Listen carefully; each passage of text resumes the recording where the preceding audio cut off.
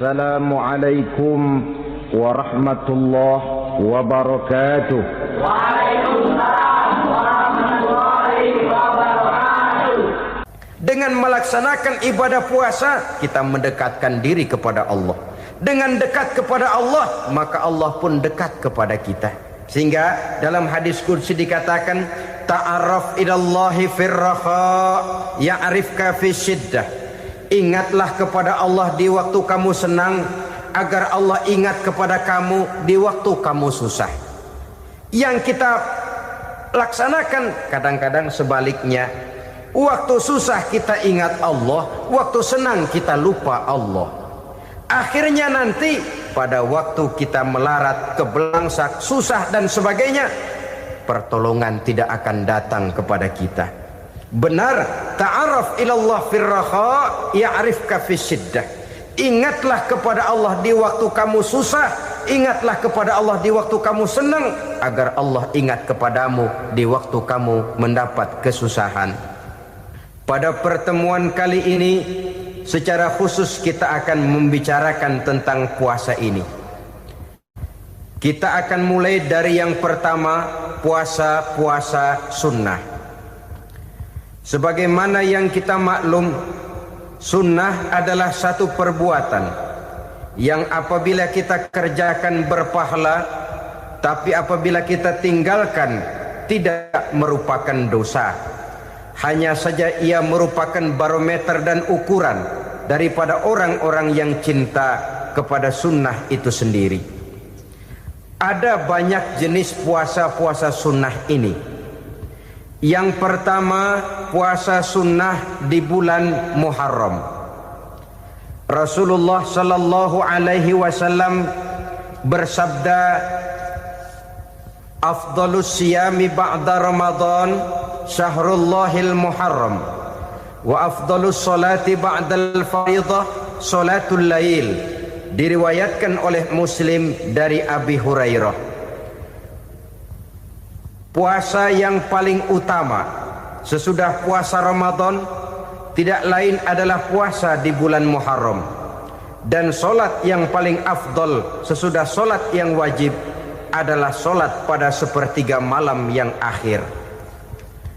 Puasa di bulan Muharram merupakan puasa sunnah dan mempunyai nilai yang sangat besar dalam pandangan Allah Subhanahu wa ta'ala.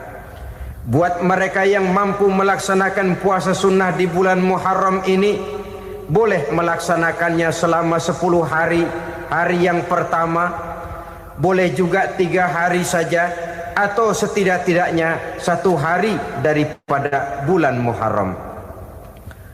Yang kedua, puasa 10 hari daripada bulan Zulhijjah. Karena bulan Zulhijjah ini memang termasuk bulan yang dimuliakan oleh Allah Subhanahu wa ta'ala. Pertama, di sana ada hari Tarwiyah, ada hari Arafah, ada hari kurban, ada talbiyah, ada pelaksanaan haji dengan segala manasiknya. Maka puasa sunnah di bulan Zulhijjah merupakan amalan yang sangat utama dan besar pahalanya dalam pandangan Allah Azza wa Jalla. Sebagian ulama menjelaskan, man shoma hazihil ayyam akramahullahu bi asri asya'in. Siapa orang yang melaksanakan ibadah puasa sunnah pada hari-hari 10 di bulan Zulhijjah ini, Allah Subhanahu wa ta'ala akan memuliakannya dengan 10 macam perkara.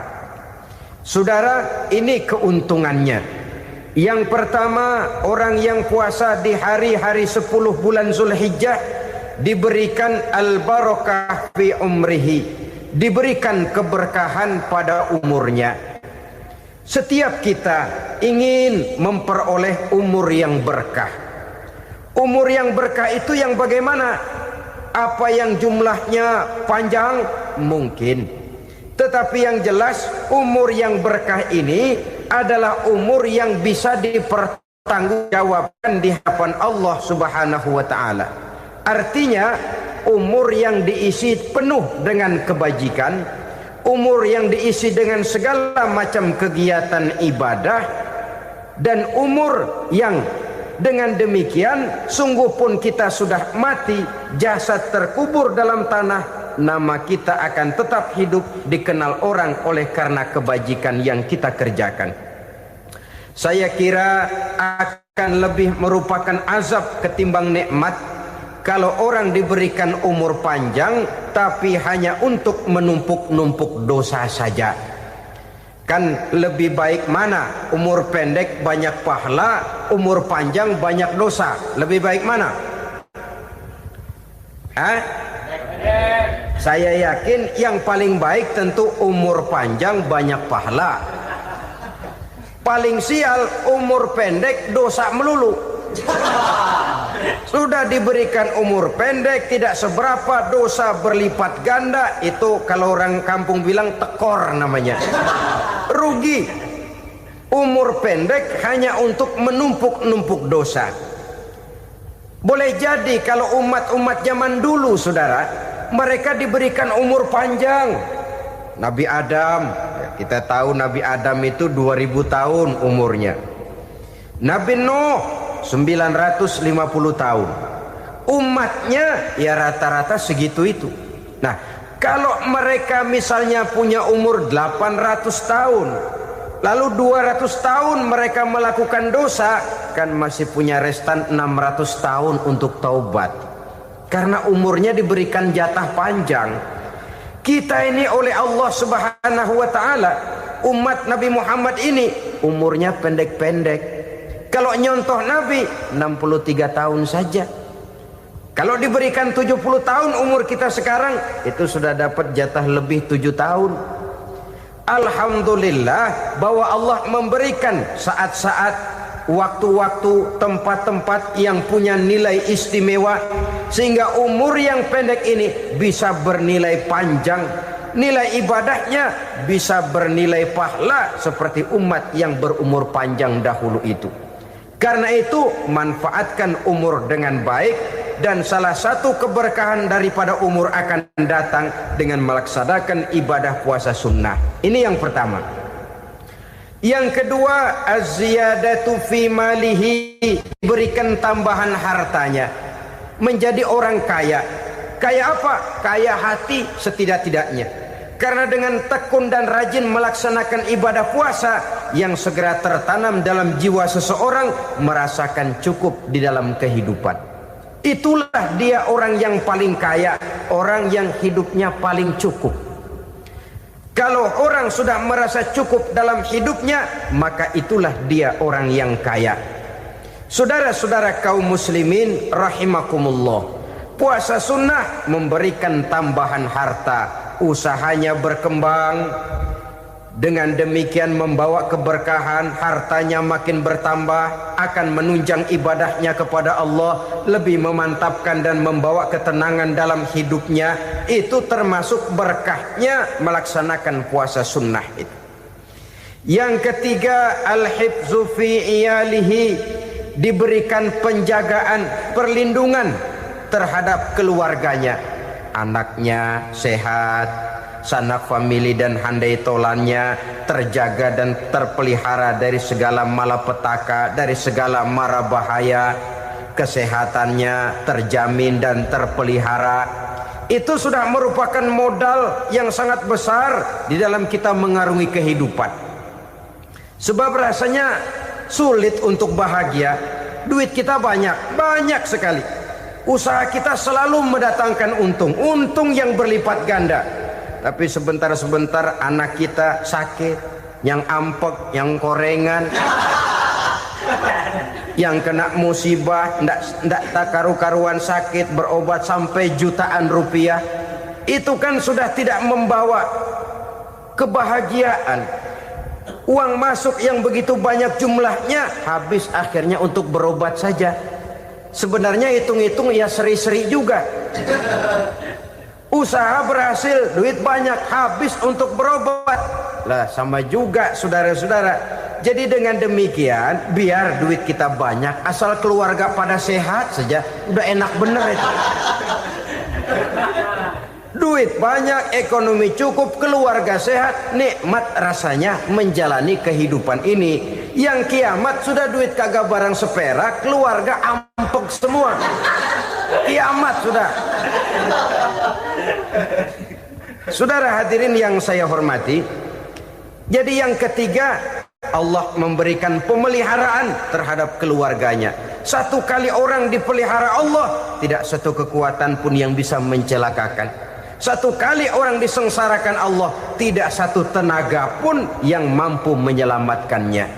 Itulah sebabnya perlindungan Allah, pemeliharaan Allah terhadap diri dan keluarga sangat kita perlukan di dalam kehidupan ini.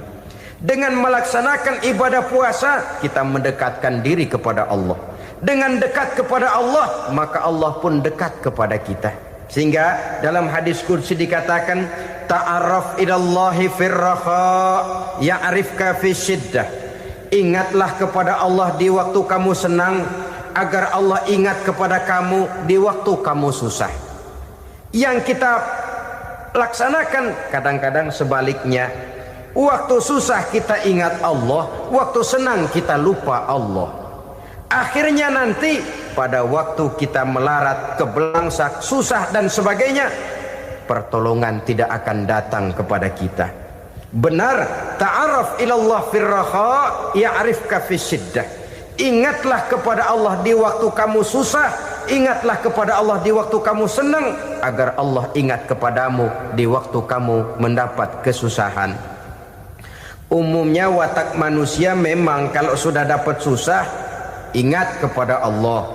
Waktu duduk, waktu berbaring, sambil tidur, dalam segala keadaan Allah disebutnya, Allah dimintakan pertolongannya.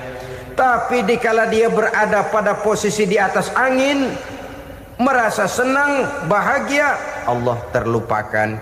Saudara-saudara kaum muslimin, itu yang ketiga. Yang keempat, at-takfiru li sayyiatihi. Orang yang melaksanakan puasa sunnah itu diampuni segala dosa dan kesalahan yang telah dilakukannya. Dan yang kelima, at-tad'ifu li hasanatihi. Diberikan balasan yang berlipat ganda dari segala kebaikan yang dikerjakannya. 1 berbalas 7, 7 bisa berbalas 10, 10 masih berbalas 100, masih ditambah dengan wallahu yudha'ifu liman yasha. Allah melipat gandakan pahala orang-orang yang dikehendakinya. Maka carilah satu kebaikan yang apabila kita kerjakan, dosa akan dihapus dan nilai pahalanya menjadi berlipat ganda. Satu kali kita bekerja, 2-3 pulau bisa kita raih dan kita jangkau. Yang keenam, orang yang melaksanakan puasa sunnah di bulan Zulhijjah, at-tashil li sakarati mautihi. Diberikan kemudahan pada saat menghadapi sakaratul maut. Maut a mysterious problem. Dia adalah pintu yang setiap orang pasti akan memasukinya. Bahwa mati adalah mati, itu semua kita tahu. Tapi hakikat orang pada saat menghadapi mati itu kan berbeda-beda. Ada yang matinya itu gampang sekali, persis orang tidur saja, tidak nampak gelisah, tidak bikin susah yang hidup, tidak gelimpangan di tempat tidur, persis seperti orang mau tidur saja. Ada yang sulit sekali menghadapi sakaratul maut, gelimpangan di tempat tidur, bikin bingung orang yang nunggu. Kadang-kadang seperti kerbau digorok lehernya. Saudara-saudara, sulit menghadapi sakaratul maut. Oleh karena itu Rasulullah sallallahu alaihi wasallam sering beliau itu kalau berdoa membaca Allahumma hawin alayya fi sakaratil maut. Ya Allah, mudahkan saya di dalam menghadapi sakaratul maut.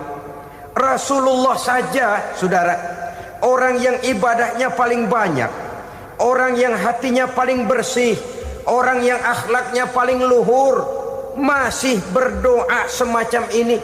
Mohon dimudahkan oleh Allah agar mudah menghadapi sakaratul maut. Apalagi kita, Terus terang kita ini paling-paling kelas mukhtalid. Bangsa sama pahala mau sama dosa doyan. Lebih perlu lagi menghadapi sakaratul maut.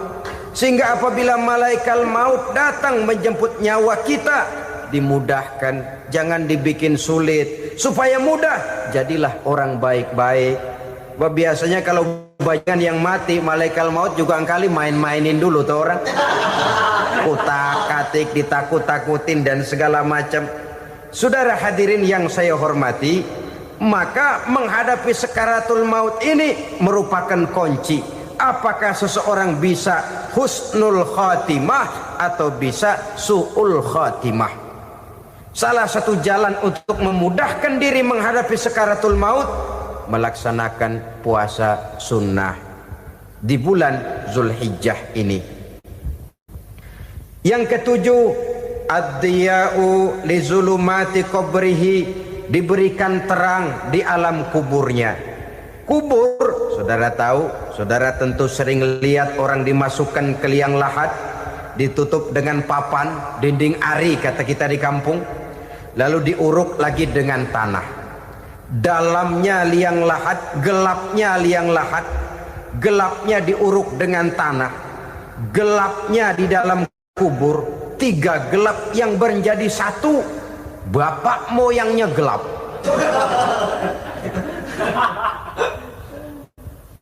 Puasa sunnah ini merupakan terang di alam kubur kita nanti.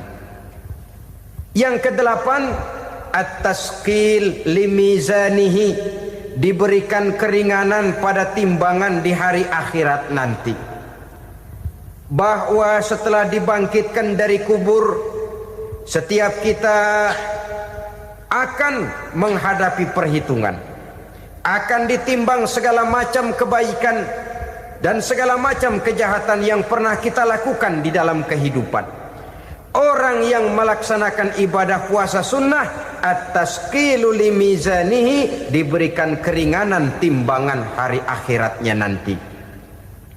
Yang kesembilan, an-najah minal bala, diberikan keselamatan dari segala macam bencana. Dan yang ke-10, as-su'ud ala darajatihi, diberikan ketinggian, naik derajatnya. Derajat di dunia, lebih-lebih lagi derajat di akhirat nanti. Ini keutamaan yang diberikan Allah Subhanahu wa ta'ala kepada mereka yang melaksanakan ibadah puasa 10 hari di bulan Zulhijjah menurut penjelasan sebagian dari para ulama kita. Jadi setelah puasa Muharram ada lagi puasa Zulhijjah. Kemudian puasa sunnah yang ketiga, puasa sunnah pada hari Senin dan hari Kamis. Apa sumber hukumnya? Diriwayatkan oleh Imam Muslim dari Abi Qatadah, Rasulullah sallallahu alaihi wasallam ditanya tentang puasa pada hari Senin. Kenapa Rasul melakukan itu? Beliau menjawab, zalika yaumu wulidtu fihi wa yaumu bu'istu au unzila alayya fihi. Hari Senin itu adalah hari di mana aku dilahirkan dan hari di mana aku dibangkitkan. Wahyu pertama turun kepadaku pun pada hari itu.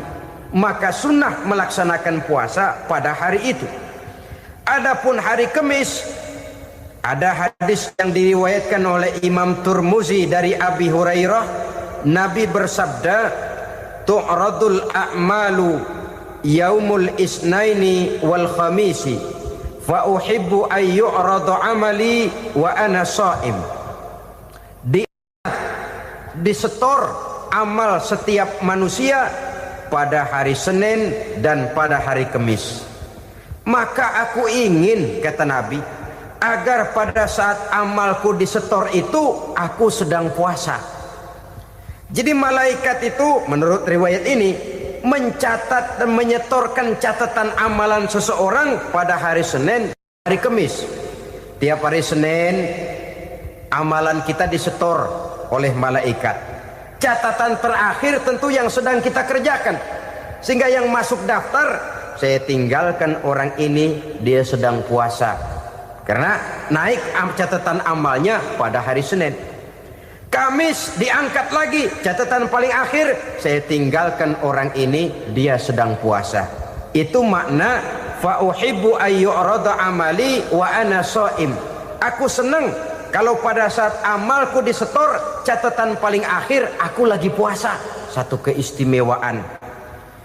Alangkah celaka tiap amalan disetor kita sedang berbuat jahat. Senin, Kemis, teler, mabok, judi. Tiap amalan disetor, catatan akhirnya saya tinggalkan si fulan lagi teler. Laporan Senin. Kemis laporan lagi, saya tinggalkan si fulan lagi mirit kartu. Saudara hadirin yang saya muliakan, alangkah jeleknya catatan kita. Oleh karena itu sunnah puasa pada hari Senin dan hari Kemis. Ini amalan sunnah, saudara-saudara.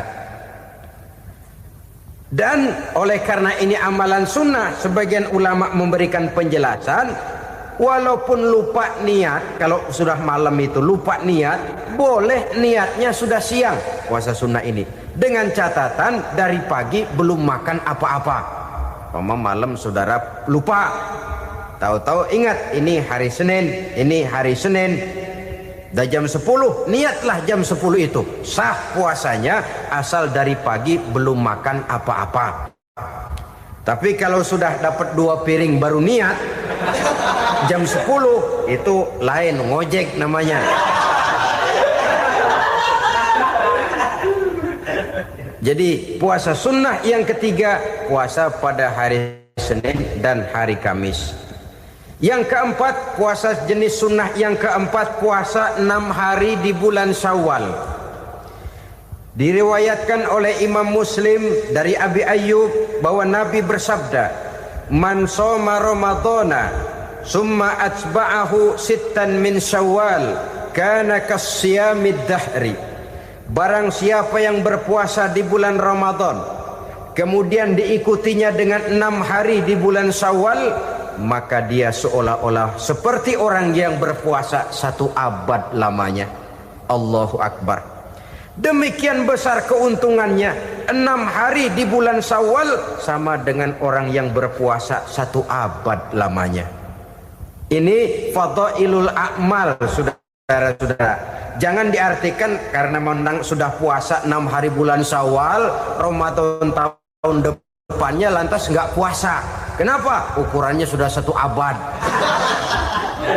Bukan itu pengertiannya. Ini mendorong orang memberikan ganjaran pahala yang sedemikian besar. 6 hari setelah Ramadan, artinya di bulan Syawal. Tidak pada hari pertama Syawal karena haram hukumnya berpuasa pada hari fitri itu. 6 hari di bulan Syawal. Tinggal lihat yang mampunya saja. Boleh berurutan, boleh tidak berselang-seling, boleh. Asal saja jumlahnya 6 hari selama masih bulan Syawal itu. Hari ini 3 hari lagi, 4 hari lagi, diselang-seling atau berurutan, itu juga lebih baik. Puasa sunnah 6 hari daripada bulan Syawal. Kemudian yang kelima, puasa sunnah 3 hari pada setiap bulan. 3 hari pada setiap bulan. Diriwayatkan oleh Imam Bukhari dan Muslim dari Abi Hurairah. Abi Hurairah bercerita, "Ausani khalili sallallahu alaihi wasallam bisalasin." Kekasih saya Rasulullah berwasiat kepada saya, memesankan benar-benar kepada saya untuk melaksanakan 3 amalan yang terpuji. Pertama, siyamu salasati ayyamin min kulli syahrin. Puasa 3 hari dalam setiap bulan. Ini wasiat yang pertama. 3 hari pada setiap bulan. Tidak peduli bulan apa saja. Dalam artian ya bulan menurut perhitungan Islam ya. Muharram, Safar, Rabiul Awal, Rabiul Tsani, Jumadal Ula, Jumadil Akhir, Rajab, Sya'ban, Ramadan, Syawal, Zulqa'dah, Zulhijjah dan selanjutnya. 3 hari pada setiap bulan. Tanggalnya tanggal berapa saja.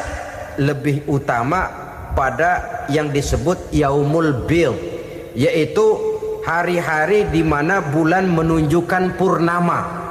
Tanggal 13, tanggal 14 dan tanggal 15 pada setiap bulannya itu disunahkan melaksanakan puasa. Itu wasiat pertama, puasa 3 hari pada setiap bulan. Wasiat yang kedua, warok'atai duha, melaksanakan sholat duha sekurang-kurangnya 2 rakaat. Itu wasiat yang dipesankan benar kepada saya, kata Abi Hurairah. Pertama, puasa 3 hari pada setiap bulan. Yang kedua, usahakan jangan meninggalkan 2 rakaat minimal daripada sembahyang duha. Kita tahu sembahyang duha itu sembahyang sunnah di waktu pagi seketika matahari naik sepenggalahan. Sekurang-kurangnya 2 rakaat, sebanyak-banyaknya 8 rakaat. Di antara fadilah atau keutamaan daripada sholat duha ini yaitu menyangkut masalah rezeki dan usaha. Kemudian wasiat yang ketiga, wa an utira qabla an anama. Beliau sangat berwasiat kepada saya untuk sholat witir sebelum tidur. Artinya sholat malam sebagai amalan sunnah di dalam kehidupan kita. Jadi saudara-saudara, dalam hidup ini kita akan selalu berbentur dengan keperluan. Kalau pada satu saat kita sudah sampai kepada tahap berpikir ini keperluan saya, tentu hal-hal semacam ini akan kita kerjakan. Kita belum tergerak melaksanakan ini semua oleh karena barangkali kita merasa belum memerlukannya. Karena itu marilah kita berusaha di samping melaksanakan puasa yang wajib juga melaksanakan puasa yang sunnah di dalam kehidupan kita. Ini jenis puasa-puasa yang sunnah. Kemudian yang kedua, ada macam puasa yang disebut puasa nazar. Hukum pelaksanaannya wajib apabila nazarnya sudah terwujud. Puasa nazar, puasa yang dikaitkan dengan suatu persoalan. Umpamanya, kalau saya lulus ujian, saya akan puasa 1 minggu lamanya. Begitu ujiannya ternyata lulus, dia wajib bayar nazarnya. Puasa 7 hari, tidak lagi sunnah tapi wajib karena dia nazarkan. Asal saja tidak sah nazar kepada yang makruh apalagi kepada yang haram. Umpamanya nazar kalau tembus 6 nomor mau puasa 3 hari. Itu nazar semacam itu bukan saja tidak sah tapi haram hukumnya. Tidak boleh nazar kepada yang makruh apalagi kepada yang haram. Jadi apabila maksud yang sudah kita niatkan tercapai, wajiblah nazar itu dibayar, yaitu kalau nazarnya sunnah melaksanakan ibadah puasa.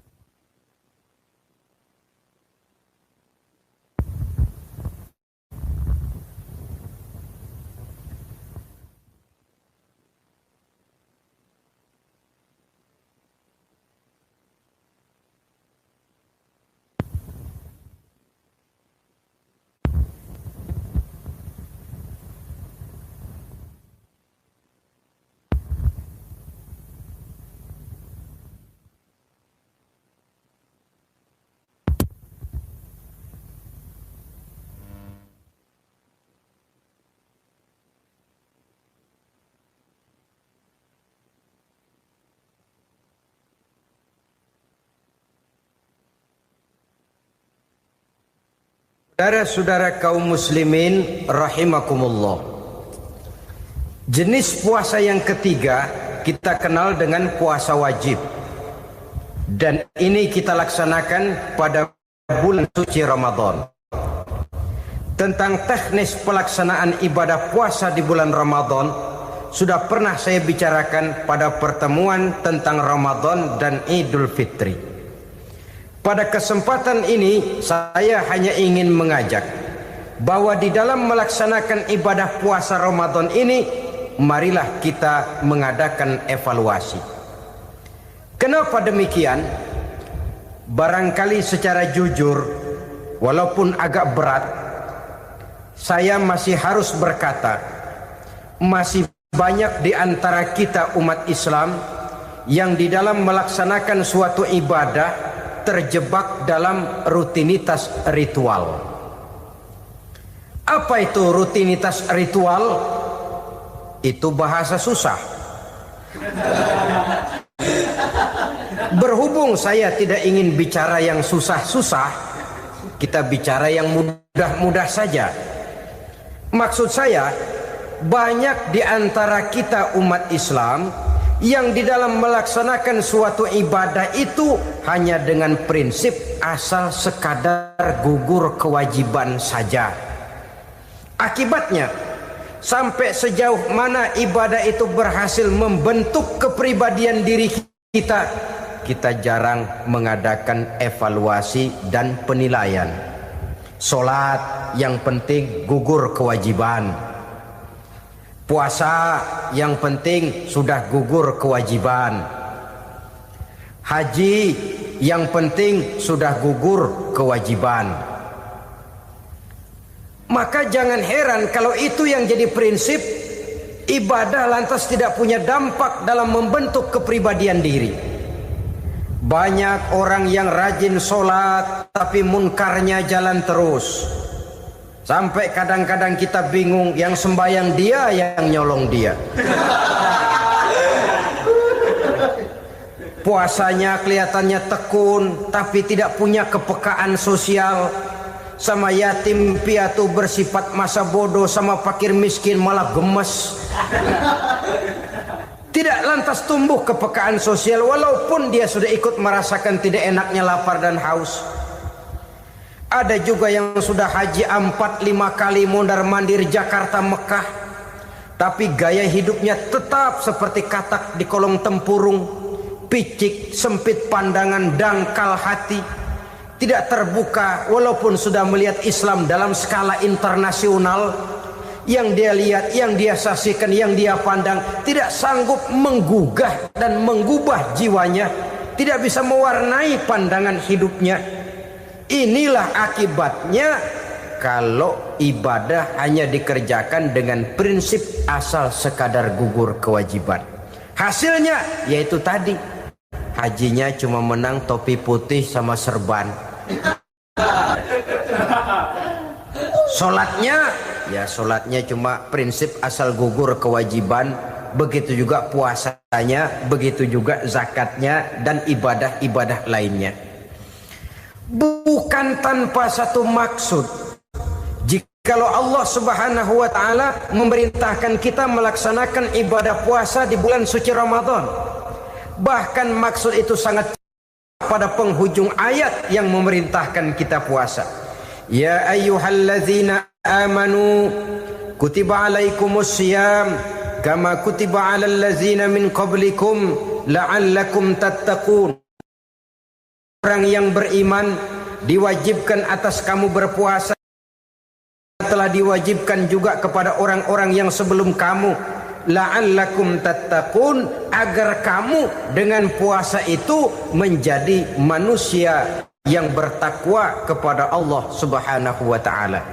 Dengan kata lain, berhasil atau tidak puasa Ramadan kita ini akan nampak takwa kita meningkat atau tidak setelah kita melaksanakan ibadah puasa. Sehingga kalau orang mengatakan Ramadan itu merupakan month of training, bulan latihan, keluar latihan tentu harus semakin naik dan baik gaya kehidupan kita. Jadi tujuan utama daripada pelaksanaan ibadah puasa adalah untuk membentuk manusia yang bertakwa. Nah, takwa itu kata Imam Qusairi hurufnya ada 4. Ta, qaf, wawu, ya. Masing-masing huruf ini simbol dari pribadi orang yang bertakwa, bina dan dibentuk oleh pelaksanaan puasanya. Mari kita lihat. Huruf ta adalah lambang dari sifat tawadhu, rendah hati. Orang yang bertakwa, orang yang tidak mempunyai sifat sombong. Puasa menanamkan kita kesadaran terhadap kelemahan, terhadap keterbatasan, terhadap segala ketidakmampuan yang kita miliki. Ya Allah, baru sehari nggak kena makan, nggak kena minum, sudah begini lemesnya. Puasa memang, kalau pagi orang masih sehat, masih terdorong oleh sahur, siang masih lumayan, tapi zuhur ke atas biasanya mulai sikap lemah manusiawi, keterbatasan kekuatan biologis itu mulai nampak. Dari sini tanam satu kesadaran. Kalau begitu apa yang mau disembuhkan di hadapan Allah? Kaya, siapa sih orang paling kaya? Ilmu, siapa sih orang paling pintar? Pangkat, siapa sih orang paling tinggi jabatannya? Dari sifat semacam ini lahir introspeksi. Rasa mawas diri, timbul sifat tawaduknya, rendah hatinya, tidak melonjak menjadi angku dan sombong lantaran sedikit kemampuan dan kekuatan yang dimilikinya. Lalu untuk sikap yang lebih jauh, terwujudlah, terbentuklah apa yang dinamakan stabilitas temperatur batin.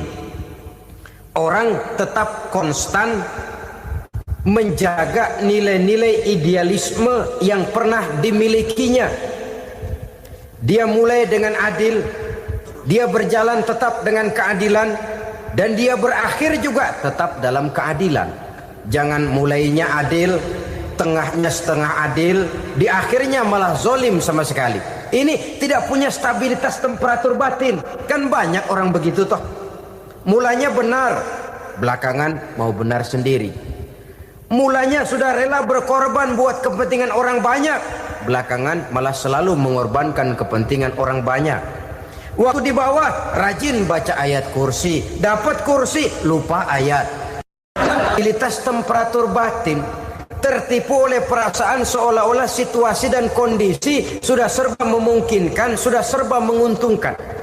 Orang yang dibentuk pribadinya oleh pelaksanaan ibadah puasa, dia sadar apapun keberhasilannya, apapun kedudukannya, apapun nilai kekayaannya, itu cuma sebagian kecil sekali dari apa yang ada pada zat Allah Subhanahu wa ta'ala. Hati tidak takabur, sesuai dengan namanya takabur dari kalimat takabbaro ya takabbaru, membesar-besarkan diri. Orang yang suka membesar-besarkan diri, orang yang tidak yakin bahwa dirinya orang besar, lalu dibesar-besarkan dirinya. Sebenarnya itu sudah satu sikap di mana dia tidak percaya kepada diri sendiri. Dirinya sebenarnya bukan apa-apa, cuma ingin dianggap besar, lalu dibesar-besarkan. Takabbur namanya. Puasa sekali lagi melatih kita menanamkan kesadaran akan kelemahan dan keterbatasan kita sebagai makhluk. Itu sikap tawadhu. Fir'aun, saudara tahu Fir'aun, lama-lama dia jadi raja, lupa diri dan lupa daratan, melonjak menjadi angku dan sombong sampai kepada puncak kekurang ajarannya, memproklamirkan dirinya menjadi Tuhan. Hitler juga begitu. Pendeknya orang manakala tidak ada kesadaran tentang dari mana segalanya berasal dan kemana segalanya akan kembali, dia mudah out of control. Kalau sudah out kontrol, maka dia akan melakukan perbuatan yang melampaui batas. Itu yang pertama. Jadi orang takwa, orang yang rendah hati, salah satu tujuan daripada pelaksanaan ibadah puasa menanamkan sikap rendah hati. Dari sikap rendah hati ini yang timbul lalu apa? Kepekaan sosial. Kalau saya puasa, saya sudah merasakan bagaimana tidak enaknya lapar. Saya sudah merasakan bagaimana tidak enaknya haus. Tapi bagaimanapun, saya lapar cuma sebentar, saya haus cuma sebentar. Selesai maghrib, lapar saya hilang, haus saya hilang. Bagaimana yatim piatu, orang-orang tua jompo yang perlu santunan, orang-orang miskin yang terkapar di kolong-kolong jembatan, yang tiap hari merasakan perasaan seperti ini. tanpa tahu kapan hidup dan nasibnya akan berubah, tidur beratapkan langit, berselimut koran. Kalau demikian saya ini beruntung. Kalau demikian apa yang bisa saya lakukan untuk mereka? Kepekaan sosial ini lalu timbul dalam apa yang orang sekarang namakan solidaritas, kesetiakawanan sosial. Hidup tidak hanya untuk kepentingan diri dan perutnya sendiri saja, tapi mau menolong, mau membantu orang yang memang memerlukan bantuan dan pertolongan itu sendiri. Jangan setelah tahu lapar tidak enak, haus tidak enak, tapi kita tidak mau tenggang rasa, tidak mau timbang rasa. Begini loh tidak enaknya lapar, begini loh tidak enaknya haus. Ini terjadi pada diri saya. Saya masih mampu, masih berbuka puasa. Bagaimana yang tiap hari merasakan seperti ini? Tidak Ramadan, tidak Syawal, tidak Zulqa'dah, tidak Zulhijjah, selalu kelaparan dan kehausan. Dari sana timbul kepekaan sosial. Lalu lahirlah sikap pemurah, dermawan, mau menoleh ke kiri dan ke kanan. Bahkan Al-Quran itu sampai mengancam betul. Ara'aita allazi yukadzibu bid-din fadzalika allazi yad'u al-yatim wa la mendustakan agama. Islam mendustakan Islam. Salat dia tapi mendustakan salat. Puasa dia tapi mendustakan puasa. Siapa mereka itu? Fadzalika allazi yad'u al-yatim. Merekalah orang-orang yang meninggalkan anak-anak yatim. Wa la yahuddu ala ta'amil miskin, dan tidak pernah memberi pertolongan, tidak memerintahkan memberi makan kepada fakir miskin, walaupun dia berada pada posisi dan kondisi yang memang dia mampu. Nah, kalau dia tidak mampu itu lain soal. Dia mampu, dia tahu dan dia diam saja.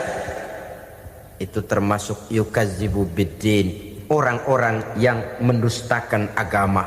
Berlindung kita kepada Allah, jangan sampai termasuk ke dalam kelompok itu.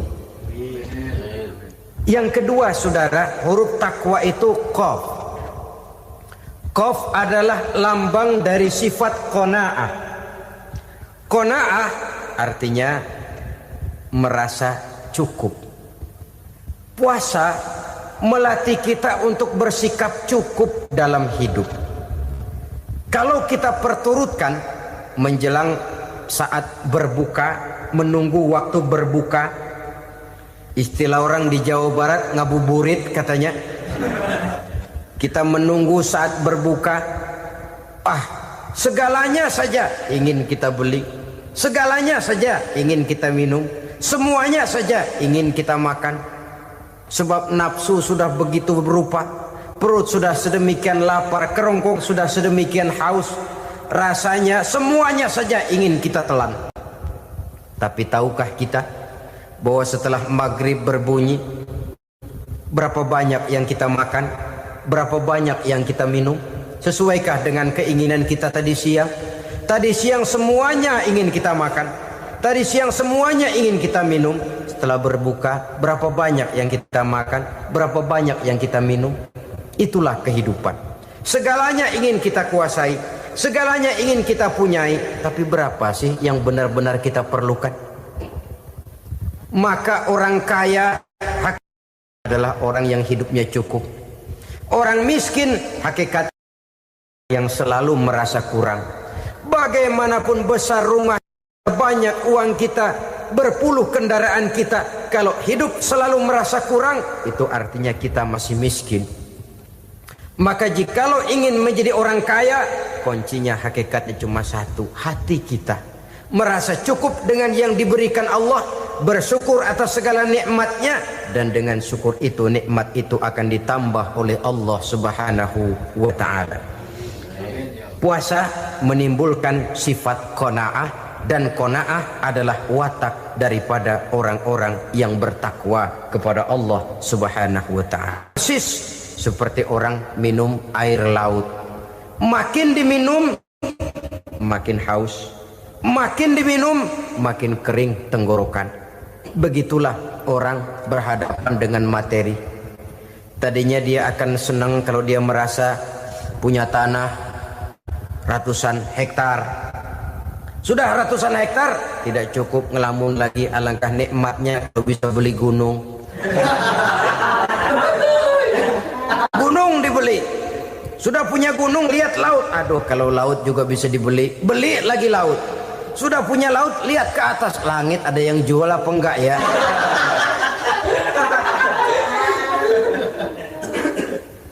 Seperti orang berhadapan dengan air laut yang makin diminum makin membuat kita haus dan makin kering tenggorokan ini. Maka itu harus dihentikan. Sikap untuk menghentikan itu tidak lain adalah dengan sifat qanaah itu tadi. Merasa cukup dengan apa yang diberikan Allah, mensyukuri nikmatnya. Itu yang kedua. Yang ketiga, pada kalimat takwa ada huruf wawu. Wawu adalah simbol dari sifat wara dengan ain. Wara, orang yang terpelihara dirinya baik dari yang syubhat, lebih-lebih dari yang haram. Syubhat, saudara tahu, barang yang remeng-remeng. Tapi sungguh pun remeng-remeng, kira-kira prosentasenya 70-30. 70% haram, 30% kemungkinan halalnya. Maka yang syubhat lebih baik dijauhi daripada diambil. Orang yang punya kepribadian wara, dirinya terpelihara, jangankan dari yang haram, dari yang syubhat saja dia sanggup menjaga dan memelihara dirinya. Oleh karena itu saya heran kalau orang di bulan Ramadan dia sanggup menjaga diri di waktu siang dari jenis makanan yang halal, dari jenis minuman yang haram. Ada tahu nganggur di meja siang, enggak dia makan. Ada air teh nganggur di meja siang, enggak dia makan. Padahal itu jenis makanan dan minuman yang halal. Tapi ketika datang maghrib, dia berbuka dengan makanan yang dibeli dari uang yang dihasilkan dengan cara yang haram. Bukankah itu sesuatu yang terbalik? Bukankah dengan demikian sudah tidak lagi menimbulkan sikap yang bisa memelihara dan menjaga kepribadian diri? Orang yang membiasakan diri terpelihara dari yang syubhat apalagi yang haram, maka baik yang dipakainya, yang diminumnya, yang dimakannya terdirilah dari barang-barang yang baik yang dihalalkan oleh agama. Wara.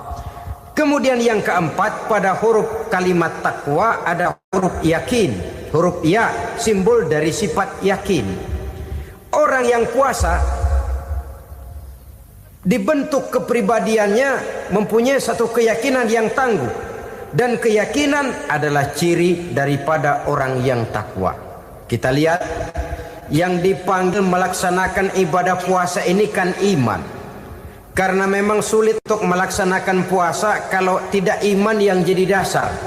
Setidaknya seperti sudah pernah saya sampaikan, ibadah puasa ini memang sulit terkena penyakit show. Kalau kita sholat barangkali terangsang karena kelihatan orang lain. Kalau kita pergi haji mungkin jadi sugesti karena orang banyak tahu. Kalau kita bayar kita jadi terangsang karena banyak orang lihat. Tapi kalau sudah puasa, puasa itu kan yang tahu cuma kita dan Allah saja. Ya kita sholat, orang lain lihat, kita jadi rada semangat. Kita pergi haji, orang lain banyak ngantar, kita semangat. Kita bayar zakat, orang lain banyak saksikan, kita bersemangat. Tapi kita puasa, siapa yang mau nyaksiin kita puasa? Siapa yang mau memuji kita puasa? Siapa yang mau menyanjung kita puasa? Itu cuma urusan kita dan Allah. Oleh karenanya dasar daripada pelaksanaan ibadah yang harus mencedik tenggorokan segalanya jadi nikmatan. Tidak ada kerja yang lebih indah selain kerja yang didasarkan kepada satu keyakinan bahwa yang kita kerjakan itu adalah sesuatu yang benar. Dalam hal ini sesuatu yang diperintahkan oleh Allah Subhanahu wa taala kepada kita. Saudara-saudara kaum muslimin rahimakumullah. Demikianlah titik evaluasi kita. Jangan berpuasa hanya dengan prinsip asal sekadar menggugurkan kewajiban saja, yang akan berakibat Ramadan tahun ini berakhir begitu, Ramadan terjebak menjalani rutinitas ritualnya saja. Bahkan kadang-kadang yang nyata betul, Nabi menganjurkan tingkatkan ibadah pada 10 hari yang akhir di bulan Ramadan. Tanggal 20 sampai akhir Ramadan. Yang kita praktekkan malah kegiatan ibadah kita justru menurun pada 20 Ramadan yang akhir. Coba lihat 20 Ramadan ke atas. Itu pasukan tarawih paling kelas 60-70 tahun ke atas.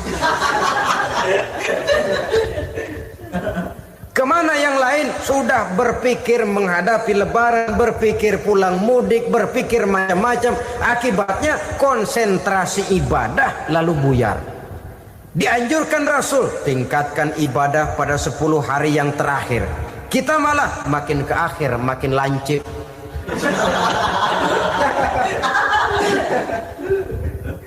Saudara-saudara kaum muslimin rahimakumullah.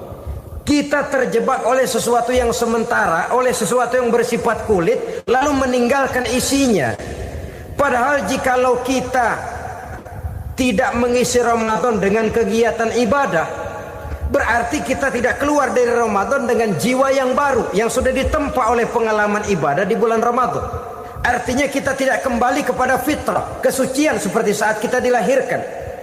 Lalu kalau kita tidak kembali kepada fitrah, apa yang mau kita rayakan pada Idul Fitri itu? Di mana letak kegembiraan kita? Di mana letak kebahagiaan hati?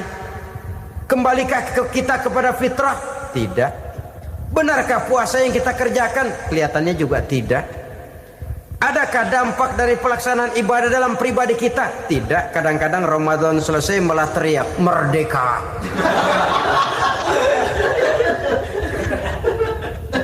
Kalau tadinya Ramadan dia merasa terhalang, mau keluar siang, mau makan siang, bulan puasa, mau minum siang, bulan puasa, mau gandengan, bulan puasa.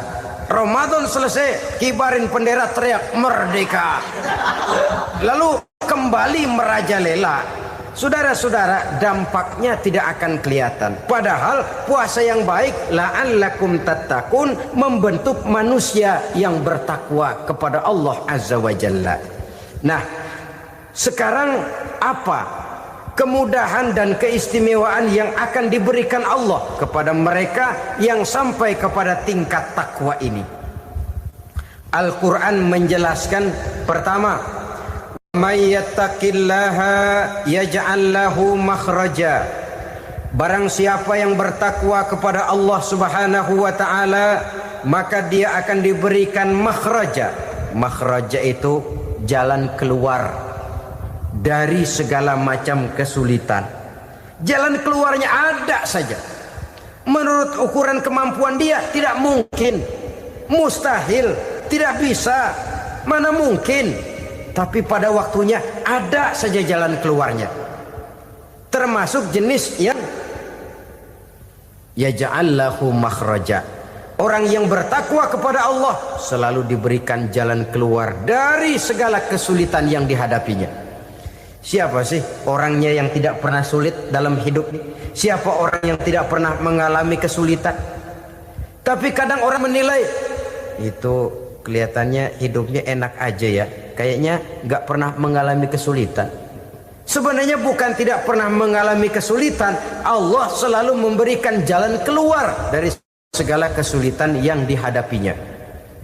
Lah kalau Allah yang memberikan jalan keluar, tentu sangat mudah sekali. Orang yang bertakwa diberikan jalan keluar dari segala macam kesulitan. Satu. Yang kedua, wa yarzuqhu min haitsu la yahtasib. Dia akan diberikan rezeki oleh Allah dengan jalan yang tidak disangka-sangka. Rezekinya datang dengan cara yang tidak disangka-sangka. Gajinya mungkin kecil, tapi penghasilannya gede. Kan itu yang penting. Gaji dan penghasilan kan lain tuh. Boleh jadi gaji kecil, asal penghasilan gede, kan nikmat hidup itu. Nah, penghasilan ini ada yang bisa kita perkirakan. Bisa kita perkirakan. Misalnya gaji itu tadi. Kalau saya kerja, gaji saya begini.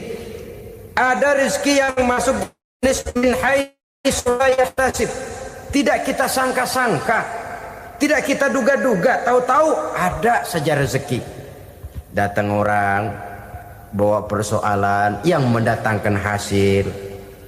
Sebab rezeki, jodoh, maut memang seperti bayangan.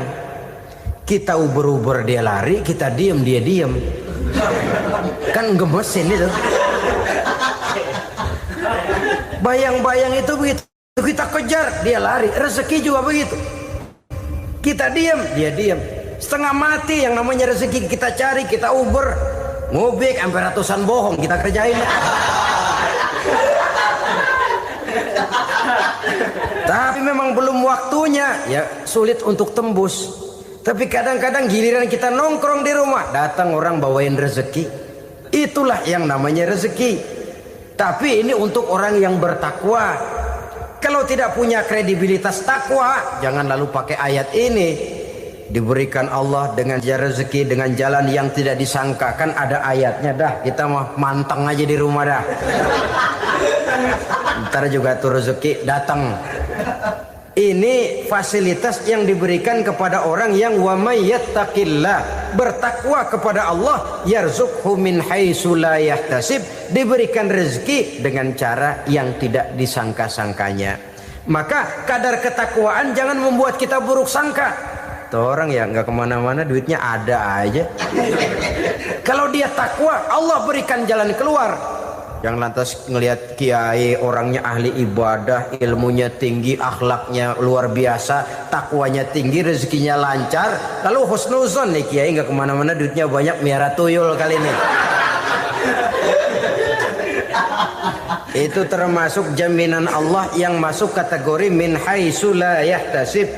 Yang ketiga, yaj'al lahu min amrihi yusra, dimudahkan segala urusannya, dimudahkan segala urusannya.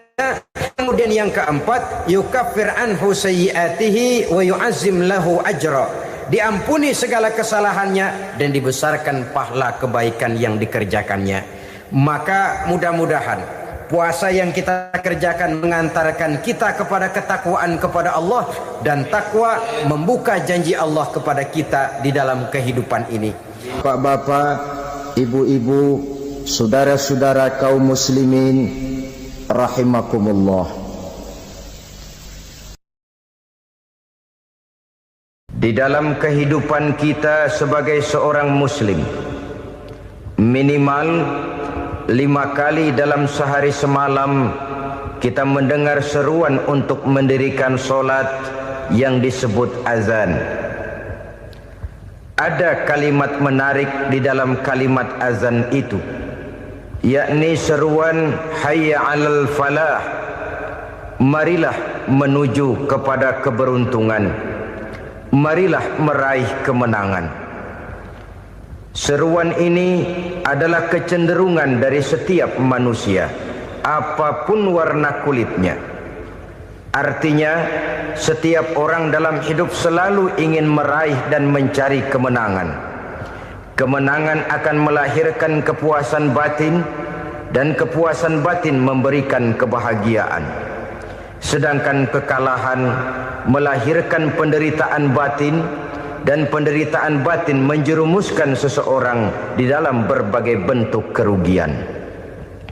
Jikalau inilah seruan azan, maka masalahnya ialah apa yang menyebabkan kita meraih kemenangan. Al-Quranul Karim memberikan tuntunan dan ajaran kepada kita bahwa orang-orang yang memperoleh kemenangan itu tidak lain adalah orang-orang yang bertakwa. Hanyalah mereka yang bertakwa kepada Allah Subhanahu wa ta'ala pada akhirnya akan tampil sebagai pemenang. Lalu siapa orang yang bertakwa itu? Dijelaskan dalam awal-awal Al-Baqarah, orang yang bertakwa yang akan meraih kemenangan. Pertama, allazina yu'minuna bil ghaib, yaitu orang-orang yang beriman kepada yang gaib, percaya bahwa ada alam yang gaib, alam yang abstrak, alam yang tidak bisa dijangkau oleh salah satu daripada panca indera kita. Mereka percaya dan beriman kepada adanya malaikat, beriman kepada adanya iblis dan jin, beriman kepada adanya alam kubur, beriman kepada adanya alam mahsyar, beriman kepada adanya alam akhirat, beriman kepada adanya surga dan neraka. Beriman bukan cuma sekedar beriman dalam ucapan bibir saja, tetapi beriman yang nilai iman itu mampu mewarnai gerak dan gaya hidupnya. Iman yang meresap sampai ke tulang sumsum, kemudian memberikan dampak positif di dalam kehidupan manusia. Alam, kita tahu, adalah sesuatu yang selain Allah, dan Allah bukanlah alam. Apapun namanya selain daripada Allah, itu adalah alam. Alam pada hakikatnya terbagi menjadi dua. Ada alam syahadah, alam nyata, alam konkret, alam yang bisa dijangkau oleh salah satu indera kita. Kemudian ada alam ghaib, alam yang tidak bisa dijangkau oleh panca indera kita, alam metafisika, alam abstrak, alam yang wajib kita imani keberadaannya. Kita percaya bahwa malaikat itu ada, kita percaya kepada jin, bahwa jin itu ada, kita percaya kepada adanya iblis dan setan. Bukan percaya kepada iblis dan setannya, percaya bahwa iblis dan setan itu ada. Itu termasuk salah satu daripada sifat orang yang bertakwa kepada Allah. Saudara-saudara kaum muslimin rahimakumullah, kecenderungan pembangunan yang lebih bersifat materialistis biasanya menggeser aspek kehidupan rohani. Orang berpikir empiri, dan dalam pola pikir yang demikian maka alam gaib tidak lagi mendapat perhatian. Aspek kehidupan yang bersifat rohaniah malah mulai ditinggalkan. Akibatnya terjadilah kepincangan di dalam kehidupan kita. Pernah ada satu pengalaman pribadi dalam perjalanan kembali ke tanah air. Dalam pesawat di sebelah kanan saya duduklah seorang Jerman namanya Heiner Simonsen. Iseng saya ajak kenalan, saya ajak ngobrol, saya tanya dia. Saya bilang, Mas Heiner ini, kalau pesawat yang kita tumpangi ini jatuh ke bawah, kira-kira apa yang bakal terjadi, Mas? Dia bilang, kita semua akan mati. Begitu? Iya. Oke. Apa itu mati? Tanya saya. Dia bilang, untuk tahu apa itu mati, kita harus tahu lebih dahulu apa itu hidup. Saya pikir nih bule bisa ngomong juga. Baiklah kata saya. Apa hidup menurut Anda itu?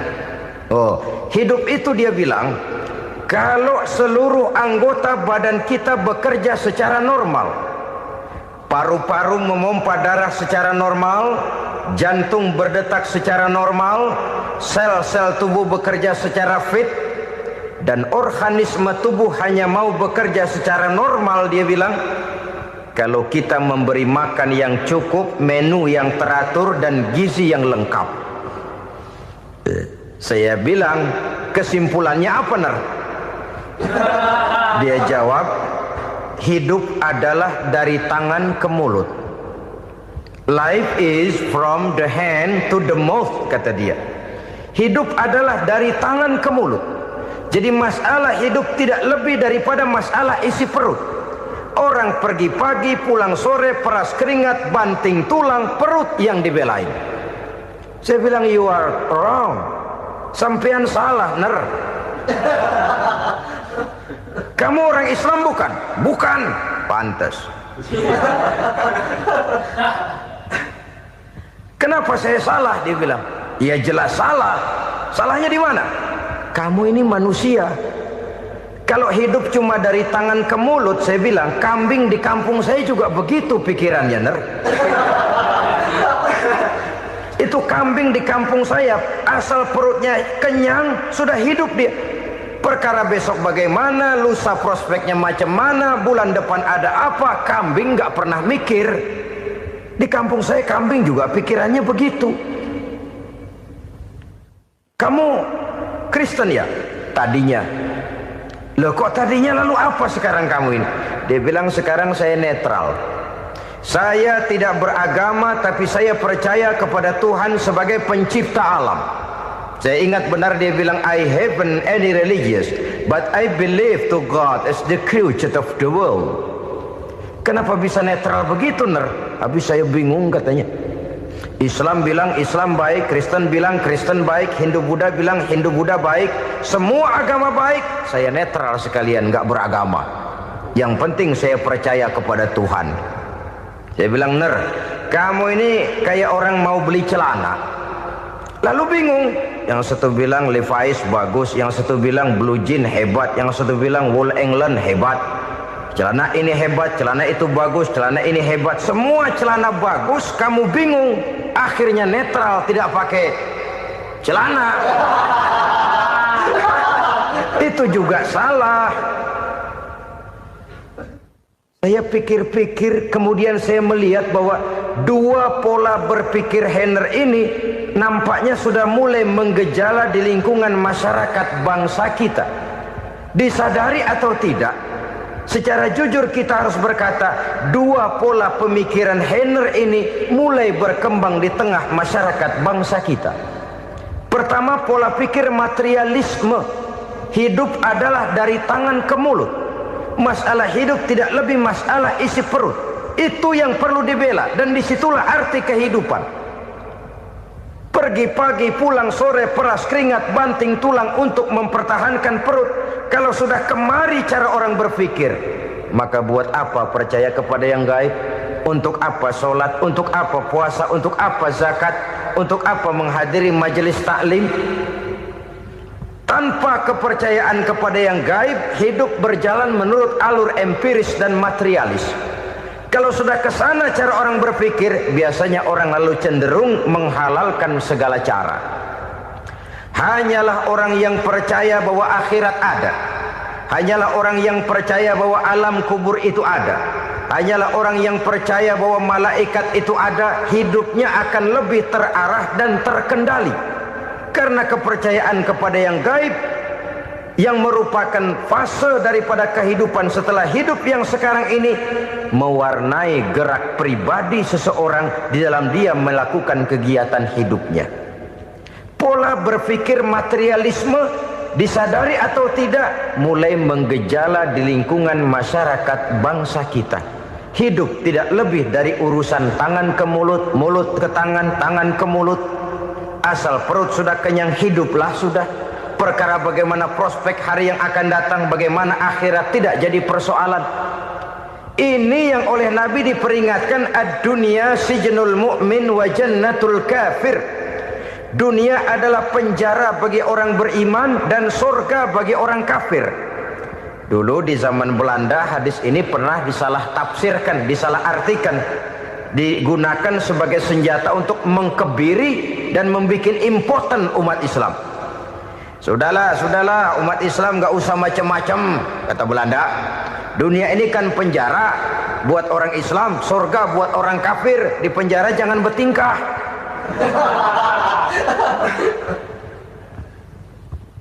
Pengertiannya tidak begitu. Dunia adalah penjara bagi orang mukmin. Artinya dalam kehidupan dunia seorang mukmin tidak bebas memperturutkan hawa nafsunya.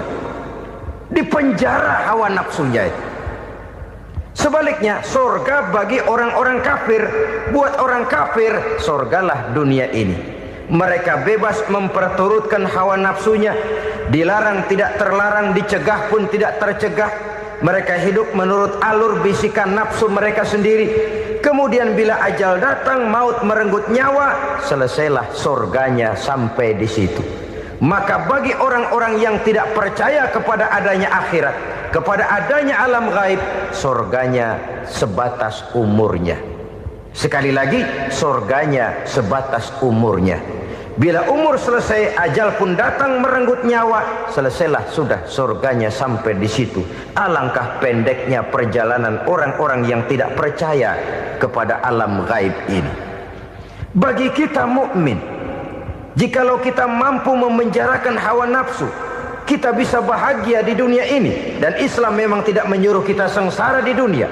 Raih dunia, kejar dunia, gapai dunia sebagai alat untuk mencapai kebahagiaan di akhirat nanti. Hidup adalah satu perjalanan panjang yang terbentang sejak kita terlahir dari alam rahim sampai kepada alam akhirat nanti. Andai kata kita gagal meraih kebahagiaan di dunia, toh kita masih punya akhirat.